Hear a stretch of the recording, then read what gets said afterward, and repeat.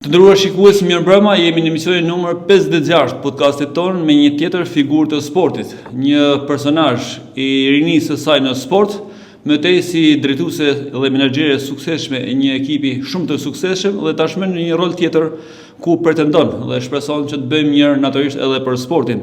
Do të flasim me zonjën Matilda Batia. Matilda, mirëmbrëma. Mirëmbrëma Gjergj. Faleminderit për ftesën, është shumë kënaqësi për mua sot të jem këtu me ty dhe të bëjmë këtë bisedë të bukur bashkë. Ndoshta shumë kush ju ka njohur vetëm ditët e fundit, por në fakt historia juaj është shumë interesante dhe shumë e lidhur me sportin. Po, është e vërtet. Kohët e fundit po njihem në angazhimin e ri që kam marrë, angazhimin politik, por ndër vite unë lidhen me sportin, jo vetëm unë, po dhe familja jeme kena pas shumë të ngushtë dhe shumë afër zemrës.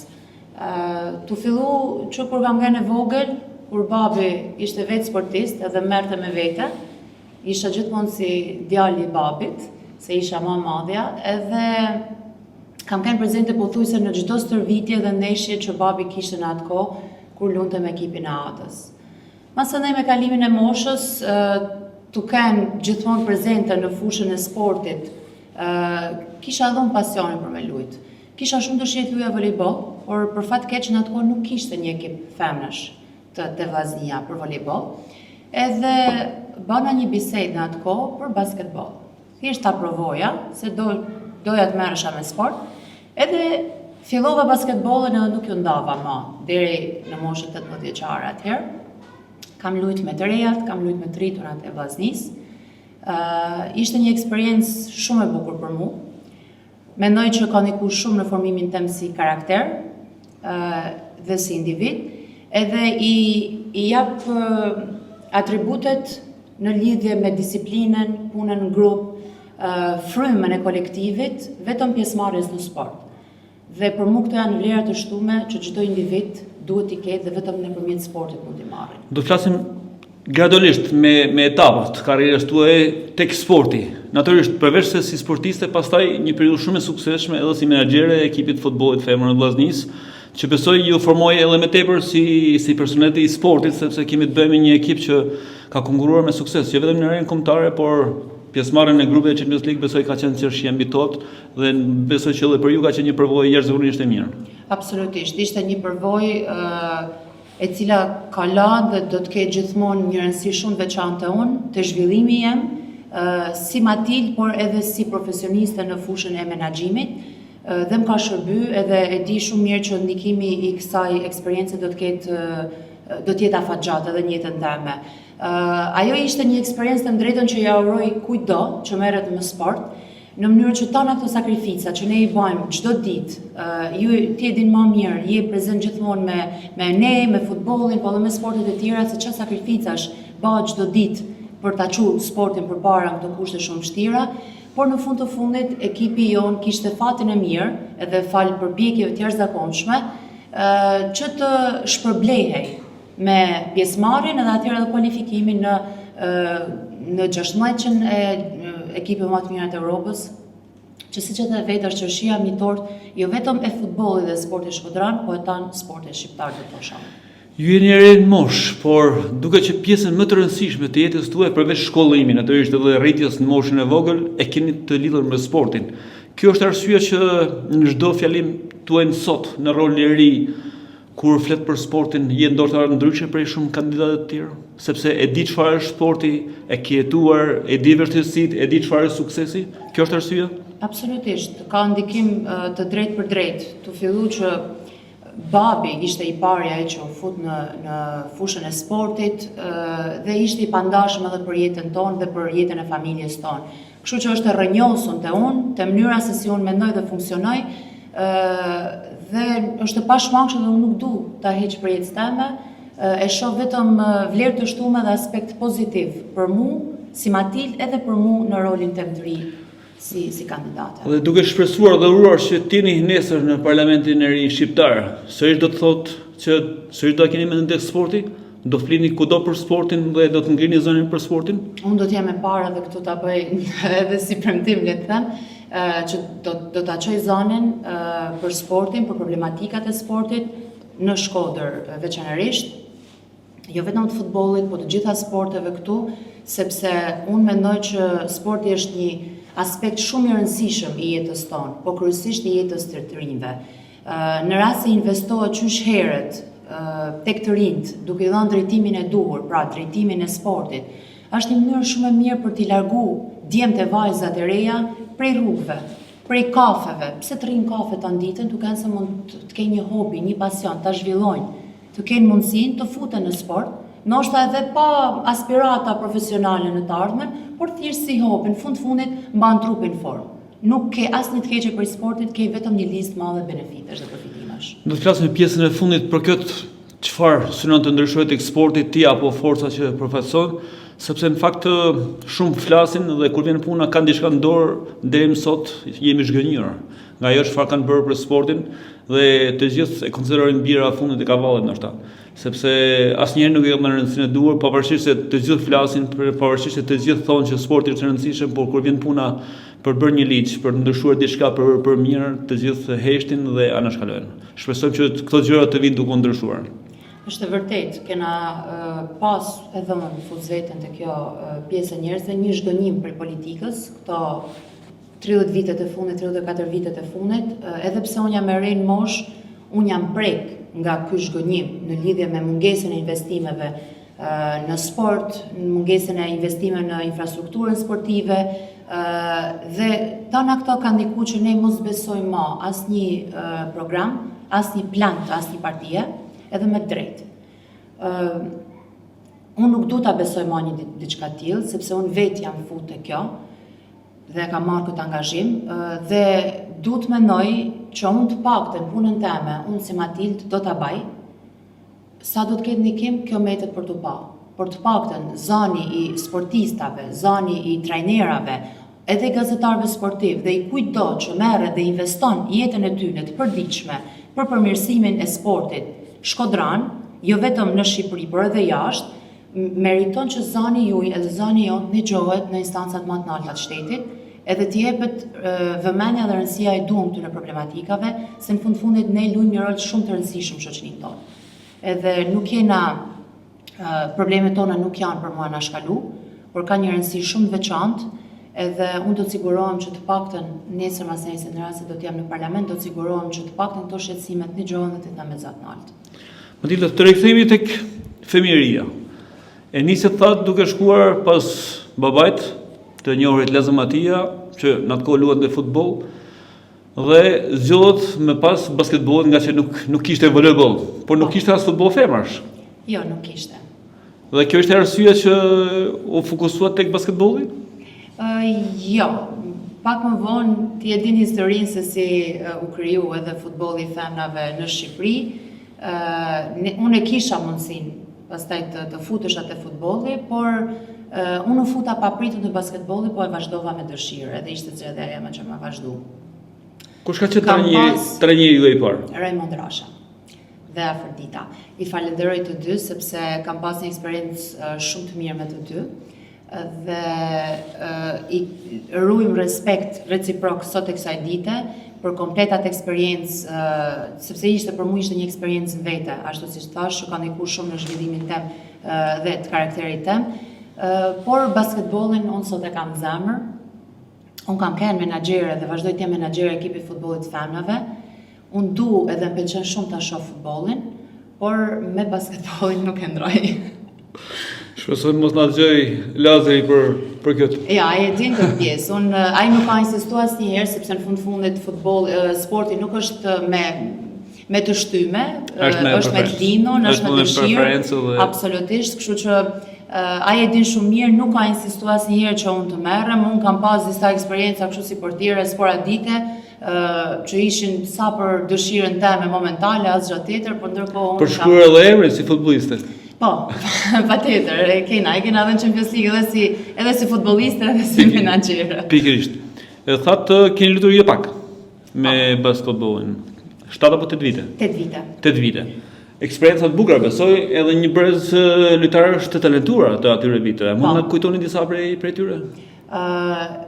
është Medina Mustafa, është Trajneri Imri aktuale Dasha, e po të Vllaznisë. dyja janë trajnerët e Vllaznisë, janë ndër dy emrat ma të spikatën, është Orieta Basha gjithashtu, vajza e basketbollistit dhe Gjuri Shestanit, që ne e njohim të tanë, dhe unë kam pas shansin të punoj edhe kur ishte një periudhë kohë të shkurtër, kur isha me ekipin e të rejave, dhe këto janë disa ndër emrat që edhe sot e kësaj dite vazhdojnë edhe merren me basketbol, siç është Medina dhe Ingridi, të cilat vazhdojnë investojnë por këtë herë në rolin e trajnerëve për sportin e basketbollit, por ajo që mund vjen keq është se prap edhe sot, mas tan këtyre viteve që unë jam shkput, problemet vazhdojnë të jenë po të njëjta. Mungesa infrastrukturës, ti di shumë mirë kushtet e pallatit sportit. Ku vetëm ekipi të rritur e ka vend dhe i kohë të reduktuar, ndërsa ekipi të rejave s'dihet ku për servitja.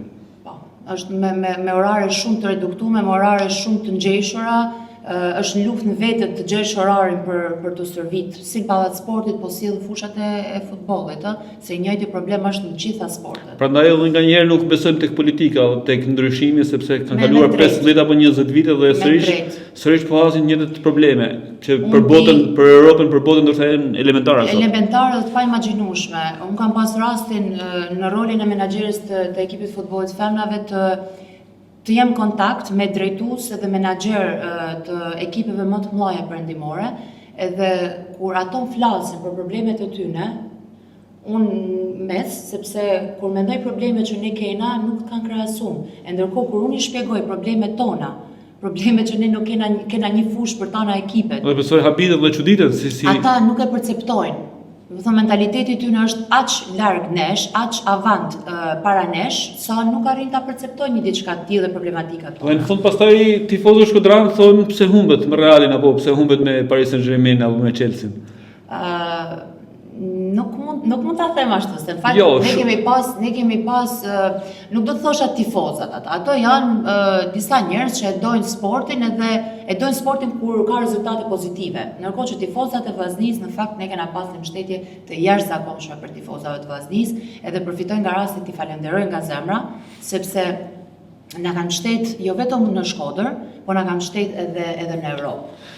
Kena pas, ti ki kanë vetë prezent, unë nuk kam kanë për fatkeq tek jo, po unë s'kam kanë. Ka qenë atmosferë që vërtetëse përsëritet. Po, e paharrueshme, domethënë 8-0 dhe ndeshja ndërpritet nga entuziazmi i tifozëve shkodranëve shqiptar, besoj është diçka jashtëzakonshme. Nga 4 anë të botës për mbështet ekipin tonë, është pa imagjinueshme, edhe ti e din që janë impresionuar edhe vendasit atje, kështu që ishte një atmosferë që çdo ekip do ta dëshironte, pavarësisht rezultatit. Pra, këto janë tifozat, ato që na mbështesin edhe e kuptojnë shumë mirë se çfarë rritet ishte ajo që ekipi jon ka bërë. Cili ka qenë pozicioni juaj si lojtare në fushë tek basketbolli?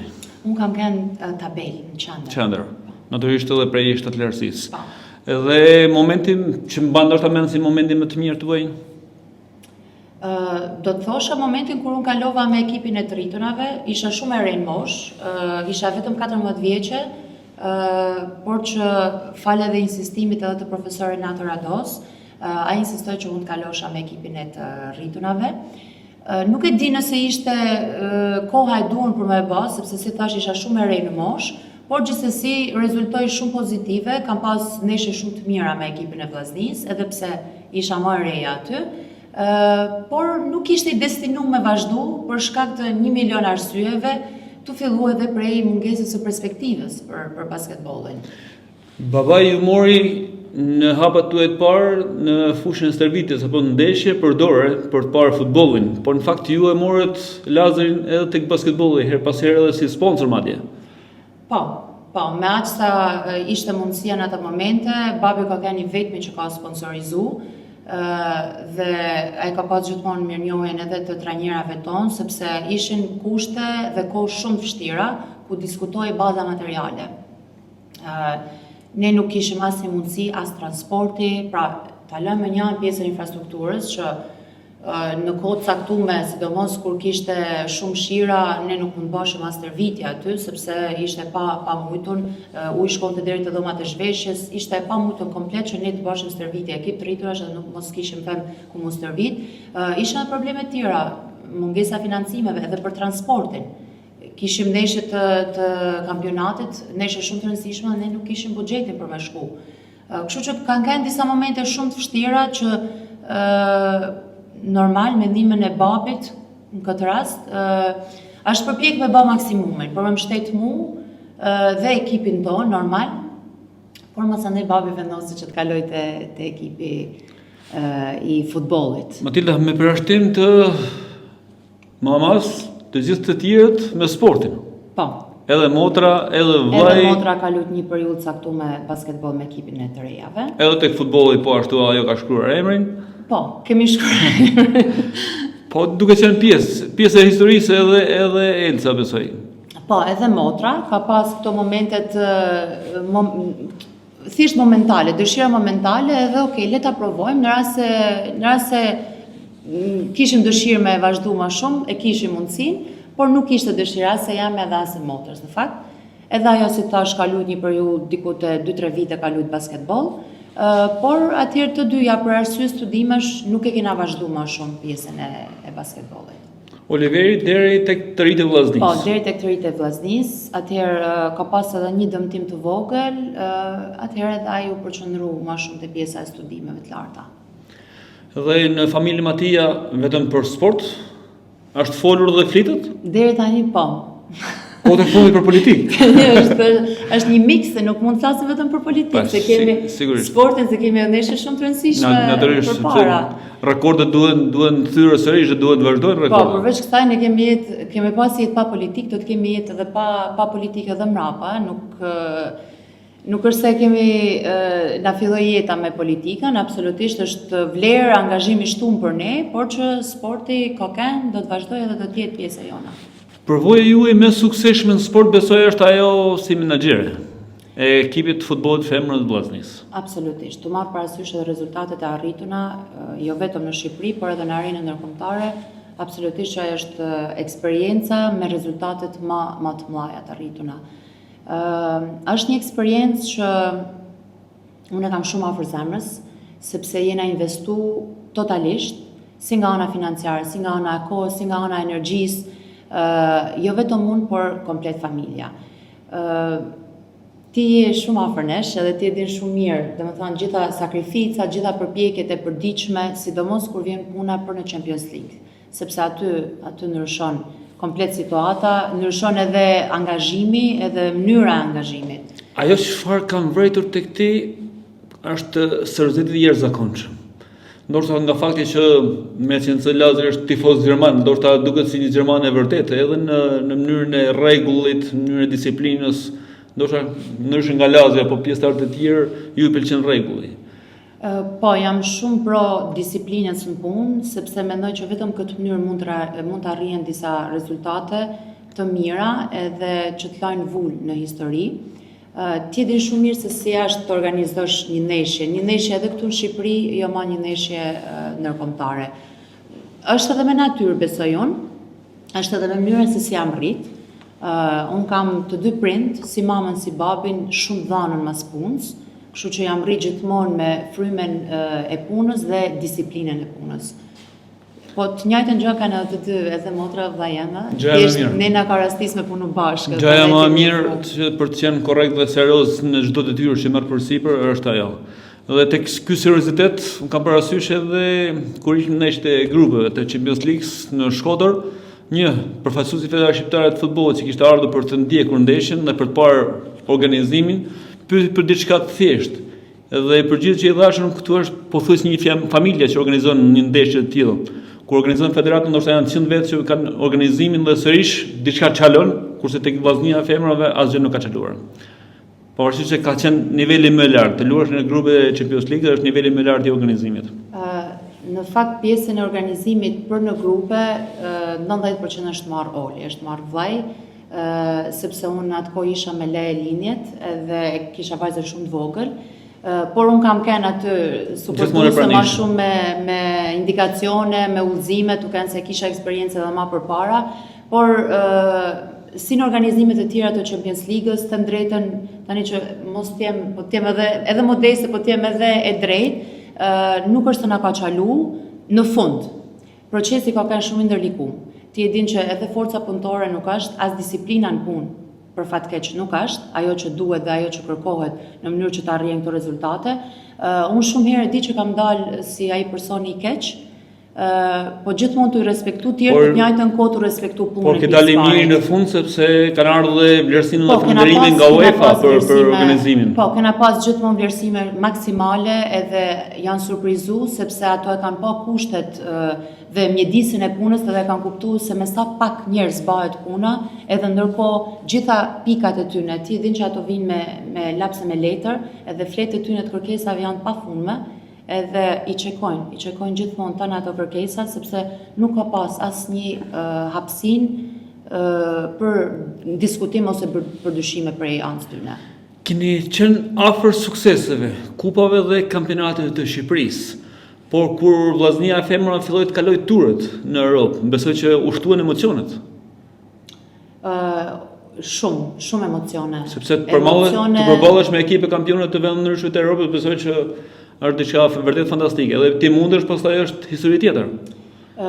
Janë shumë emocione, Gjergj, sepse unë jam rrit me këta vajza.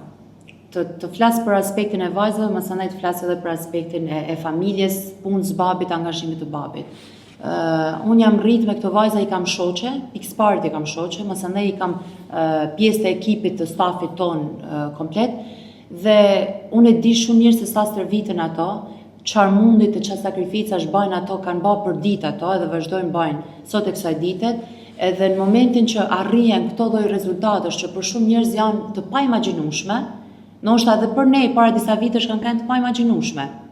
Na u dukshin edhe si të pamujtuna, dhe në momentin që ti prek këto arritje edhe je sidomos gjatë atyre ndeshjeve vendimtare, emocionet janë të papërshkrueshme. Unë, sado që jam tip që ti je shumë disiplinume dhe shumë serioze në punë, kur vjen puna të ndeshjet, unë kam shumë emocione. Unë gjithmonë përlotëm në rastet e ndeshjeve shumë të mëdha dhe shumë të forta, sepse nuk kam mënyrë tjetër se si të shfaq emocionet e mia, aq të përfshim emocionalisht dhe me gjitha energjitë tona jenat të ekipit dhe të sportit. Ky që suksesi të vllaznisë femrave ka qenë edhe ajo shpreha që shpesh e përdorin edhe ekipet tjera, jemi si familje, por në fakt tek vllaznia e femrave vërtet ka qenë diçka si familje, sepse thatë ju jeni rritur bashkë me lojtarët, disa për lojtarët kanë jetuar në shtëpinë tuaj që nuk ndodh ndoshta në ekipet e tjera, dhe kjo fryma e krijuar besoj që ishte edhe çelësi kryesor i suksesit.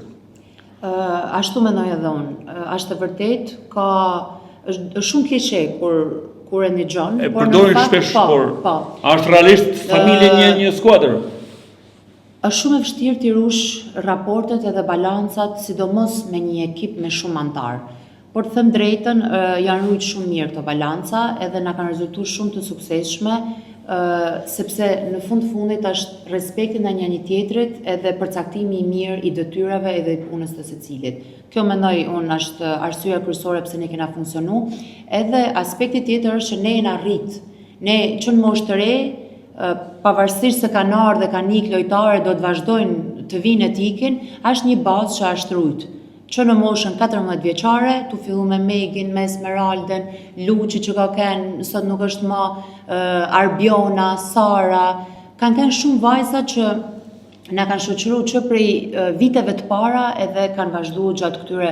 Kjo është diçka fantastike, sepse të qëndrosh 10-12 vjet një nuk mendoj që e gjen shpesh një diçka të tillë, dhe në fundit familja e ka uljet e ngritjet e veta, por në fundit është familje. Edhe unë e di që vajzat e ndjejnë këtë gjë edhe e mendojnë këtë gjë, sepse e tregojnë dita ditës. Edhe asnjëna prej tyre nuk shpreh ndaj dëshirë për mu largu, ose edhe kur kanë pas mundësinë për mu largu, kanë zgjedhur me qëndru pranë ekipit tonë. Eliminimi i Ferencvaroshit, kalimi në turin tjetër, pastaj skuadrat e tjera për të mritur tek përballjet me Juventusin, apo edhe 4-5 mijë tifoz në ndeshjen me Realin e Madrid, besoj që kanë qenë diçka vërtet fantastike dhe ndoshta edhe vështirë për të përsëritur më në futbollin e femrave në Shqipëri. Është vërtet. Ndeshja me Juventusin i kapi pothuajse 5000 tifoza, ishte një atmosferë e jashtëzakonshme. Do duhen shumë vite edhe shumë kohë, mendoj unë. Shpresoj që jo, shpresoj që të jetë shumë shpejt, por kam përshtypjen që do duhet shumë kohë për të arritur edhe një herë një ndeshje ose një nivel atmosfere si ajo që u bë atë natë në Loro Boriçi. Por kjo vjen edhe për mbështetjes të tifozave. Sepse mbështetja aty ka qenë, si thash, edhe jashtë, por edhe këtu kena një mbështetje shumë të madhe për tyne kur vjen puna për ndeshjet ndërkombëtare. Angazhimi ka qenë maksimal, angazhimi për mi sjell tifozat, sepse deshës është futboll femnash edhe vazhdon të ngelin ai skepticizmi, por jo atë sa ka qenë më përpara. Mbështetja vazhdon e rritet prej tifozave për ekipin tonë. Cilin konsideron momentin më fantastik në periudhën si menaxher e ekipit futbollit femrave? Kur një ndjerë ndoshta më mirë se asnjëherë tjetër. Absolutisht ndeshjet e fundit para kalimit në 16 ekipet më të mira. Ato kanë bërë diferencën, ato kanë bërë diferencën sepse edhe në histori kanë bërë diferencën. Kështu që edhe nga ana e emocioneve ato kanë kenë arritjet më të mëdha dhe emocionet më të mëdha që mund të kesh dhe mund të arrish me të paktën me mënyrën se si Champions Liga është ndërtuar. Apo ai goli baraktarit në ndeshjen ndaj kampionës turke. Ai ishte një emocion jashtëzakonshëm. Për t'i lënë zemrat gjithë çfarë ishte stadium. Unë them një diçka që ndoshta as shtëpisë time nuk e din, ka momente të caktuara që unë kur kam nevojë për shumë motivim, unë futem me shokat neshje. Jo neshjen, por fragmentin e fundit kur Arbiona bani golin që na kaloi në penallti. Edhe ishte një moment i papërshkrueshëm, nuk ka fjalë me thënë, edhe unë për me marrë forcë, ka momente që shoh atë fragment. Po e mirë bën, sepse janë momente që vërtet janë fantastike dhe vështirë të përsëriten. Edhe emocionat aty në momenteve janë të papërshkrueshme gjë. Momentet vështira ka pas Matilda tek sporti? Po patjetër që ka momente të vështira, ka momente për shembull eliminimesh në ndeshje shumë të forta që në momente të caktuara të duken edhe pa drejtësi për arsye të ndryshme. Ato do të thosha unë të paktën nga ana emocionale, mësë ka shumë momente të vështira në aspektet të ndryshme, janë momente organizative, momente financiare të vështira, sepse menaxhimi dhe përfshira në një organizim të tillë të ekipit, jo vetëm në Champions League, por edhe këtu në Shqipëri ka uljet e ngritjet e veta në varësi të kohës, në varësi të rrethanave. Nuk du të ndaj një moment specifik.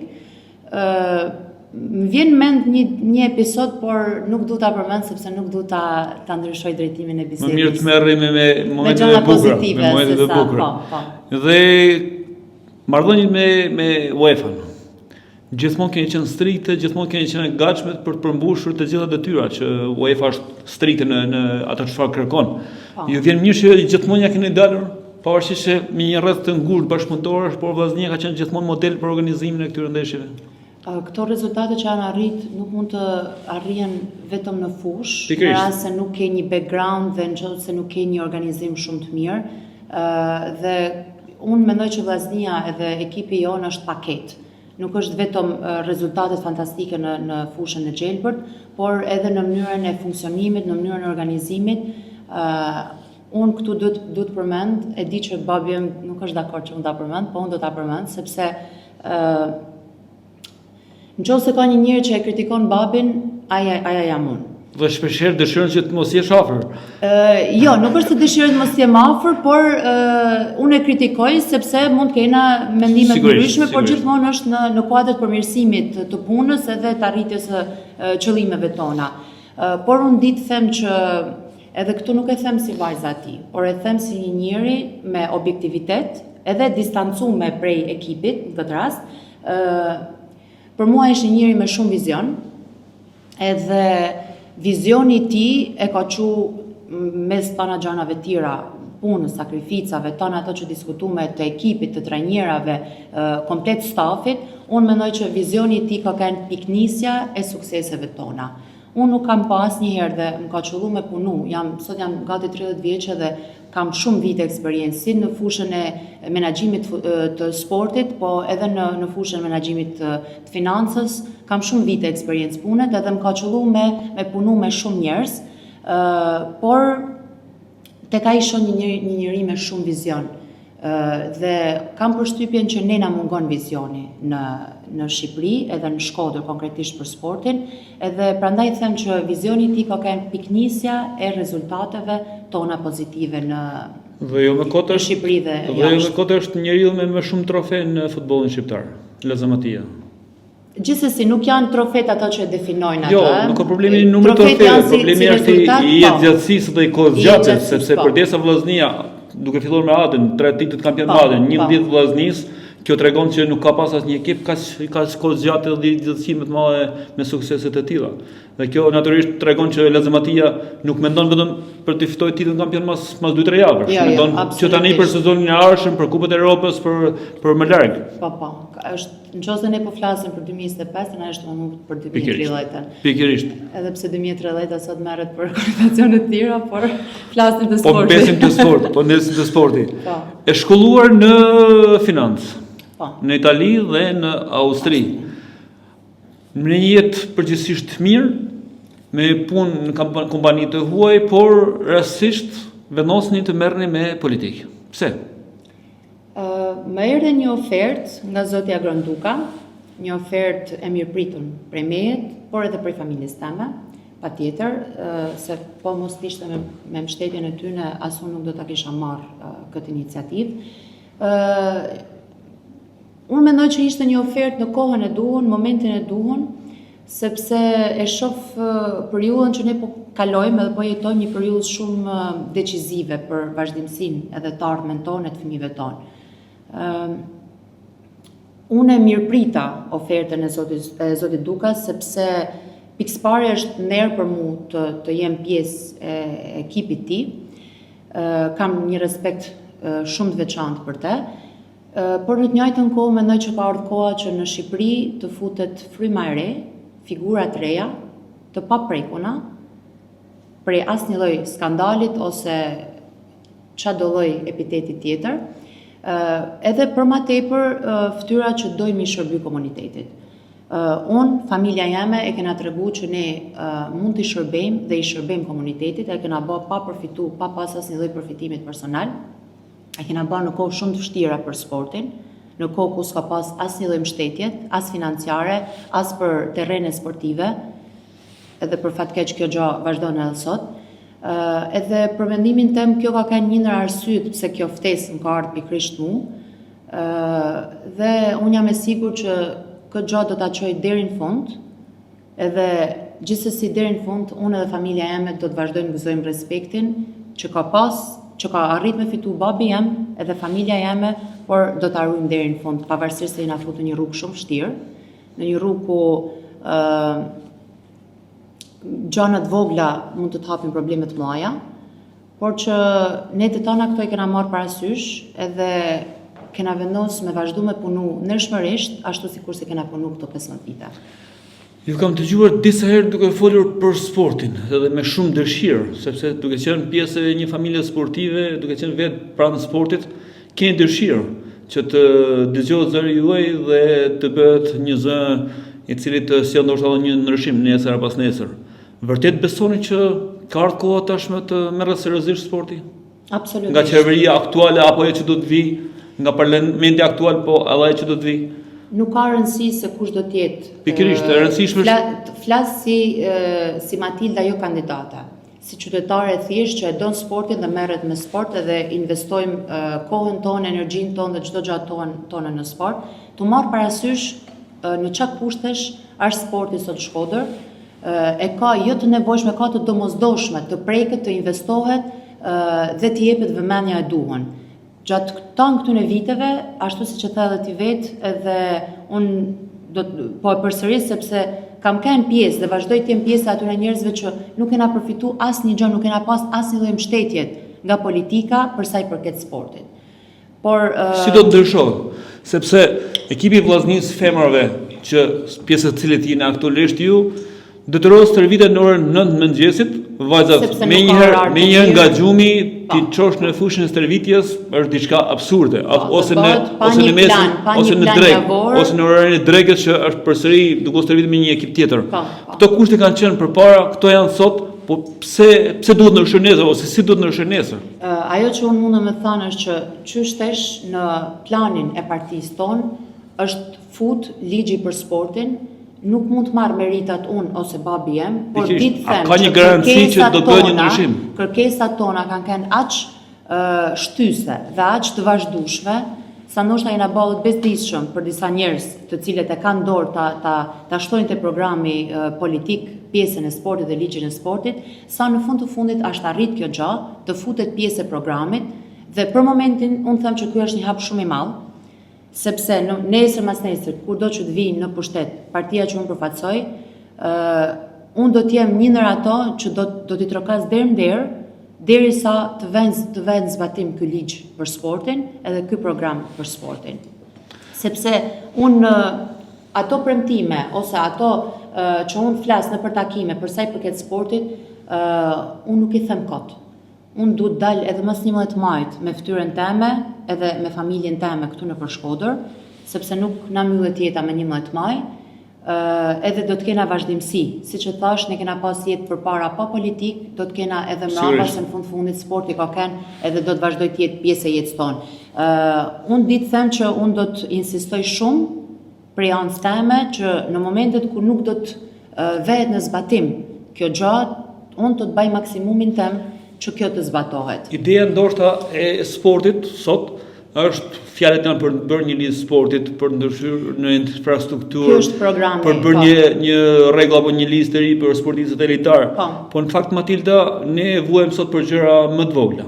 Ne vuajmë sot patën sportistët në Shkodër që i kemi prezent, vuajnë për vetëm 2-3 ditë përpara kanë dalë trajtimet e para ushqimore të vitit 2025 për sportistët. Pra kemi hyrë muajin e 5 dhe para 2 ditësh kanë dalë trajtimet e para. E dyta trajtimet janë vetëm trajtime ushqimore. Të gjithë sportistët janë pa sigurime. Kalon një periudhë vjeçare je i pasiguruar, ke harxuar kohën kot. Terrenet sportive nuk kemi. Pra, a është më mirë të merremi me të voglat një herë? Para se shkojmë tek ligji i sponsorizimit. Shumë e vërtet, edhe te takimi që kisha para disa ditëve që ti ishe, unë mora shumë përciptazi me ligjin e sportit, sepse ajo është ndoshta diçka tjetër, më mallore, por dhe u mora më shumë me ndarjen e pushtetit lokal me klubet sportive, që mendoj që i shërben shumë sportit, por në fundit edhe liron, edhe çliron edhe bashkinë prej këtyre barrave financiare, në rast se bëhet ndarja.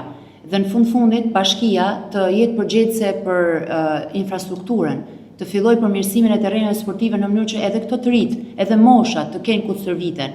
Atëherë nga moshat të kalojmë edhe te ekipet e mëdha dhe ekipet elitare. Një problem tjetër është edhe mungesa financimeve. Pa ligjin e ri të sportit që do të implementohet, kjo nuk është se do të marrë zgjidhje. Kështu që ligji i sportit ka ndikim të drejtë për drejtë te pjesa e sponsorizimit dhe te pjesa e financimeve të ekipeve.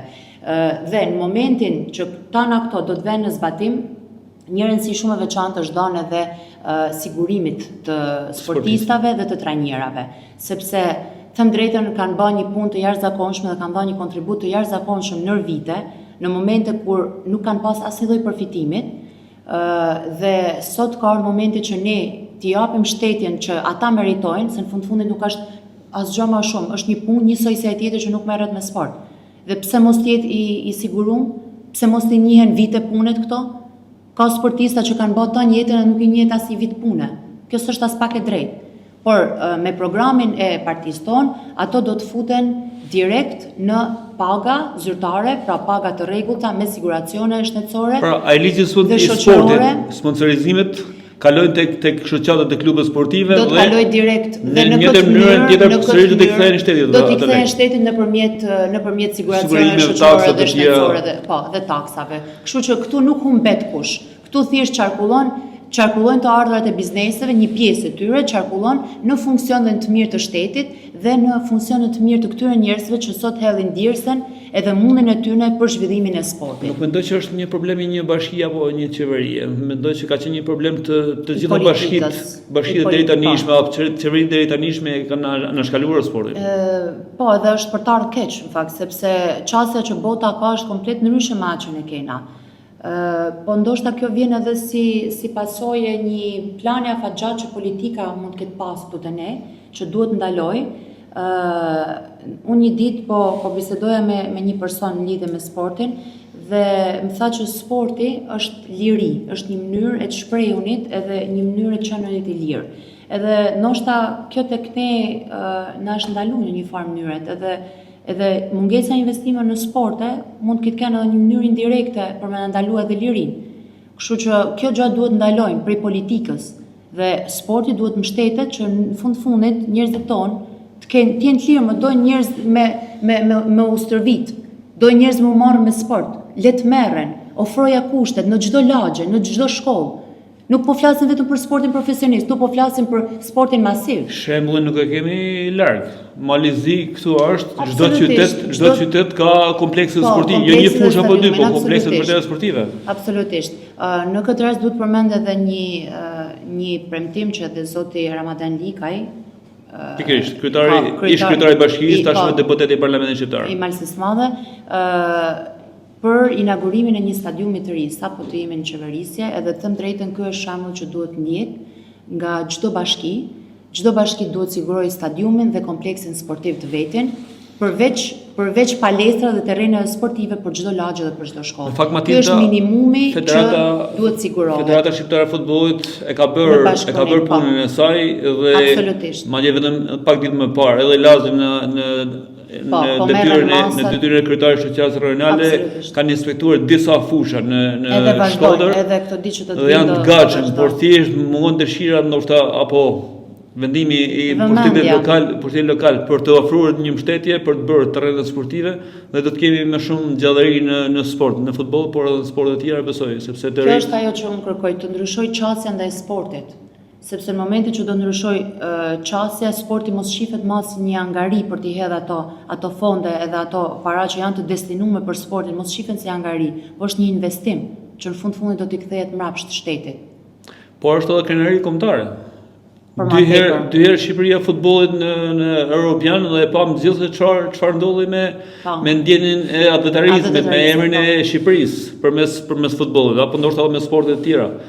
Por sot kemi mbritur edhe një pikë që marrin sportistë mundca apo skiatorë të huaj, qëndrojnë një apo 2 vite pastaj edhe është për tar keq gjë se talentet nuk na mungojnë. Pikërisht. Talentet tona janë mundësisht ne na ndodhet kundërta. Ne po na ikin talentet se nuk po kena aftësinë t'i majmë këtu. Po sigurisht se përdesë nuk ka pagesa, kushtet stërvitjet, trajtime ushqimore të mira, substanca, vitamine dhe gjitha nuk ka mbështetje e duhur, çfarë duhet bëjë një djalëri apo një vajzë e re. Sigurisht që gjithë këto vite mos njihena si punë, kjo është shumë për të ardhur keq, sepse është mi hell në kanal, mi hell në kohë tana këto vite punë edhe përpjekje për me arrit diçka, ndoshta edhe ti e arrin, e ban krenar vendin, edhe familjen, e qytetin, edhe çdo gjë, por në fundit çfarë shërbeu për të ardhmen tënde për jetën tënde. Matilda, mua më pëlqen të jem lokalist, sepse dua vëllaznin me gjitha ekipet e tjera, por shoh që sporti në Shkodër po degradon çdo ditë më shumë. Nuk mund të matemi me ekipet e Tiranës, por edhe me disa rreth të tjera që po investojnë në sporte caktuara. Sot kemi një beslidhje në basketboll kampionin e Shqipërisë. Kemi flamurtarin e Vlorës në basketboll për femra kampionin e Shqipërisë. Kemi Skënderbeun e Korçës në volejboll pretendent dhe kampion në fuqi i Shqipërisë. Pra, qytetet kryesore e kanë nga një ekip apo 2 në kampionin, kurse në Shkodër kemi pas shumë ekipe të mira, sot nuk kemi. Është vërtet, edhe unë vërej një farë, nëse mund ta them, diskriminimit, sepse kjo është çështje fondesh dhe çështje buxhetit.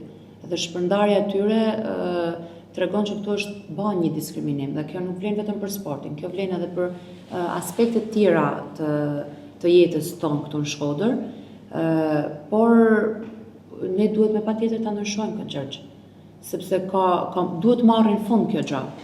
Ne jena krenaria e Shqipnisë. Ne si Shkodër jena kryeqendra Veriut edhe kena treguar vazhdimisht, historia ka treguar që gjithmonë Shqipnia është bërë krenare për Shkodrës. Duket kemi mbetër me fjalën kemi qenë, por ku jemi? Ku jemi sepse na janë mohu shumë treta. Na janë mohu. Unë thash të fillu prej talenteve. Pikërisht. Talentet nuk mungojnë asnjëherë. Në tana ekipet kombëtare dominojnë shkodranët, po shkodranët që stërviten jashtë ama. Shkodranët që kanë vendosur me ikë jashtë Shqipnie, sepse këtu nuk kanë pas asnjë lloj mundësie. Pra talenti në Shkodër nuk mungon asnjëherë dhe do të ketë. Na ka beku Zoti, e kena në gjak, ka 1 milion arsye tjera, por shteti nuk ka bërë asnjë gjë për këtë punë. Mundësisht ka ndiku negativisht në zhvillimin edhe rrujtjen e këtyre talenteve. Sot me ikjen masive të rive dhe ikjen masive të popullatës na kanë ikë shumë talente, na ka ikë truri, na kanë ikë edhe talentet tona. Nuk ka kur dëshirë të merret me sport. Sepse nuk shef asnjë të ardhme. Unë para disa viteve, si ta thash më përpara, jam marrë me basketbol deri në 18 vjeçe. Edhe ula bana me llogari bashkë me familjen time, am levërtis të vazhdoj në sport, të paguaj vetë transportin, mos kem dieta, mos kem bazë materiale, mos kem vite të sigurimit, mos kem vite të sigurimi pune, apo të ndjek shkollën e lartë, edhe të jap një drejtim tjetër jetës time, që në fundit paktën një vend pune ta kem, e siguruar të jem, në fundit edhe pensioni mas shumë viteve të ndalin. Kështu që këtu janë problematika të shumta, edhe unë them që sporti është ndër ato dimensione të jetës tonë më të larën masdoret. Mua më pëlqen historia dhe vetëm tek zyra juaj në ambientin e stadiumit Loro Briçi, ndoshta është një muze i vërtet. Nisëm nga trofete shumë që ka fituar Vllaznia e femrave, por nuk kemi një muze, nuk kemi çfarë t'i tregojmë. Çfarë t'i tregojmë dikujt se kush është Vllaznia.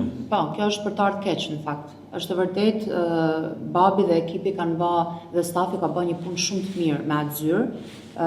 Aty të kënaqet zemra kur futesh, sepse ke foto, ke trofe, ke emrat flamujt e gjitha ekipeve me të cilat janë ndeshur. Edhe deshe të jep një nostalgji shumë të mirë, edhe aty nëse do më ikë me kalu një orë shumë të I tregon një vajzë të re, një futbolliste të re që vjen për herë parë tek Vllaznia, i tregon ku ka ardhur.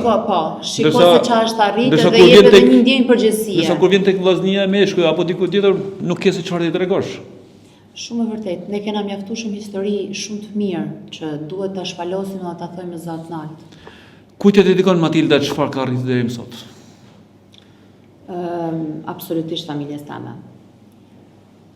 Kam pas një mbështetje të jashtëzakonshme për tyne, në çdo drejtim të jetës time, në çdo hap të jetës time. Ndoshta duket shumë klishe, unë jam e sigurt që shumica e vajzave, por edhe djemve të ri, ja dedikojnë familjes vet, por ta them me plot gojë që unë ja dedikoj të tana këto familjes time, mos t'ishte për mbështetjen, investimin, sakrificat që ato kanë bë, as unë dhe as motra vlla jem nuk do t'ishim këto që jena, që në fundit jena individ të realizum, edhe për mua kjo është shumë e rëndësishme, masandaj këto të tjerat janë suksese, nëse do t'i qush suksese, që vinë më mbrapa. Por për mua shumë e rëndësishme të jesh një individ i plotësuar, një njeri i mirë, një njeri i drejtë, edhe një njeri që i shërben komunitetit edhe lën rrënjën tënde, gjurmën tënde në histori edhe në këtë vendin tonë të vogël. Gjithë familja Matia e lidhur me sportin. Do të kemi edhe dikë të rinë të fundit e familjes që do të merret me sportin të ardhmen? Kjo do të jetë në dorën e saj. Unë ashtu sikur se babi nena ka lënë shumë të lirë për me zgjedh si sportin që do na mu marr, ashtu edhe degën për profesionin, ashtu do të bëj edhe unë. Do ta lash shumë të lirë, vetëm ditë them që ajo do të ketë mbështetjen time të plotë. Nga dita e parë deri në ditën e fundit, kur do që ajo të ketë nevojë, por edhe këtë tjetër do ta them. Te sportin do ta fos, se çalloj sportit do të jetë në dorën e saj. Në fakt Nova në stadium është që në moshë vogël. Po, edhe ngacmojnë edhe vajzat, Matilda do të bëhet futbolliste.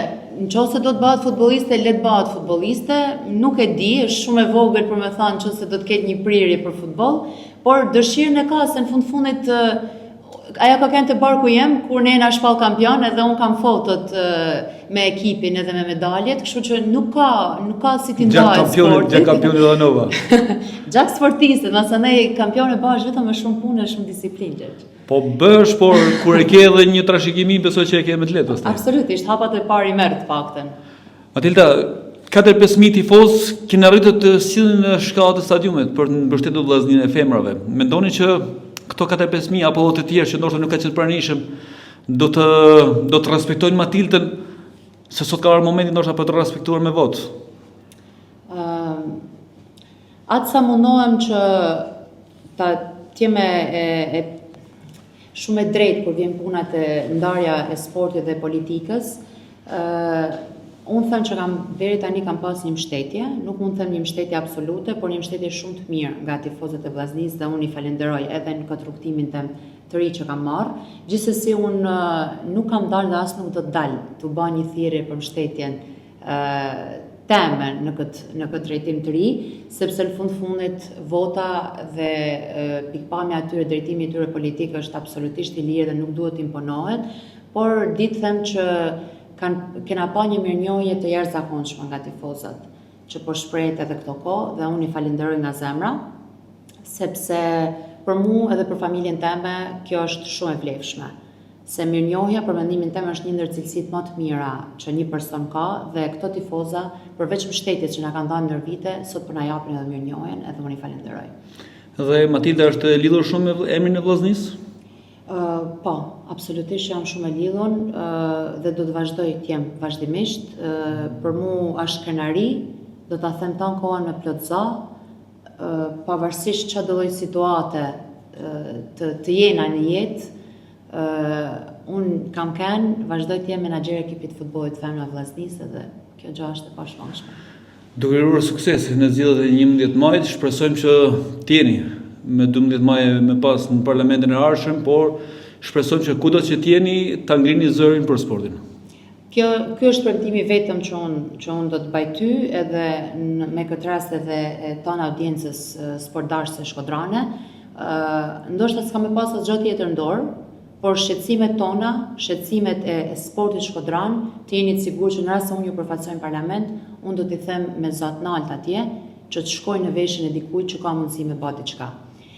Me këtë rast unë duhet bëj edhe një thirrje Gjergj, duke se po afrohet ndeshja e parë e Final Fourit, ju bëj një thirrje tanë sportdashëve dhe tifozave të vllaznisë, që të shkojmë ta mbështesim vllazninë dhe në këtë mënyrë edhe ata të na bajnë krenar, po t'jena ne të partë ata që ofrojmë mbështetjen për ta, jo vetëm t'i kërkojmë llogari, se tifozat, siç e thashë më përpara, duhet t'jena si në rezultatet pozitive, si në rezultatet negative. Kështu që ne kena momentin të shkojmë t'i mbështesim më shumë se kurrë të dielën në Tiranë dhe në këtë mënyrë t'i çojmë edhe në finale, atëherë me 12 maj të kena 2 fitore, edhe fitoren tonë të qeverisë së re, por edhe të vllaznisë. Dhe të dielën Matilda do të lërë takimet e fushatës elektorale për që në arena kombëtare? Unë personalisht nuk do të bëj asnjë lloj takimit publik në mënyrë që të stimulojmë dhe të shtyjmë sa më shumë tifozat të shkojnë në stadium dhe të mbështesin vllazninë tonë zemrës. Matilda, faleminderit. Faleminderit Gjergj. Shpresojmë që të kemi bërë publike atë çfarë ka qenë dhe çfarë synon Matilda të ndryshojë tek sporti, sepse në Shkodër çdo kush flet për sportin. E kemi ndoshta në gen këtë lidhje me sportin, me artin, dhe shpresojmë që zëri juaj të dëgjohet. Në fund, për të filluar një ndryshim që Shkodra si ka takuar ndoshta prej kohësh, dhe shpresojmë herët avon që ky ndryshim të vijë. Faleminderit, ishte shumë kënaqësi edhe për mua dhe shpresoj të jetë marrë mesazhi i duhur që ka ardhur momenti që sportit të Shkodër t'i jepet rëndësia edhe vendin që meriton. Faleminderit. Të nderuar shikuesi, ishim me Matilda Matin, ish basketbollisten, menaxherin e përgjithshme të ekipit futbollit femra të vllaznisë dhe tashmë edhe kandidate për deputete në zgjedhjet e 11 majit. Kemi biseduar gjatë për sportin, për historinë, për aktualitetin, por edhe për atë se çfarë mund të ndryshojmë në të ardhmen. Besoj që kemi qenë të qartë në atë çfarë Matilda ka dashur të përcjellë tek ju. Ju lëm takim në emisionin e ardhshëm. Natën e mirë.